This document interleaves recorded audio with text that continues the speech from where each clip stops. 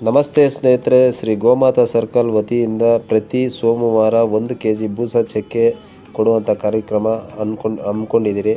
ಹಾಗೂ ಮತ್ತು ತಿರ್ಗಾ ಇದು ಅಭಿಯಾನ ಮುಖಾಂತರ ಎಲ್ಲ ಕಡೆ ಸಾರಲಿ ಅಂತ ಸಾರ್ವಜನಿಕರು ಮತ್ತು ಭಕ್ತಾದಿಗಳು ಇದನ್ನು ಸೇವೆ ಮಾಡುವಂಥ ಹಮ್ಮಿಕೊಳ್ಳಿ ಅಂತ ತಮ್ಮಲ್ಲಿ ಸವಿನಯ ಪ್ರಾರ್ಥನೆ.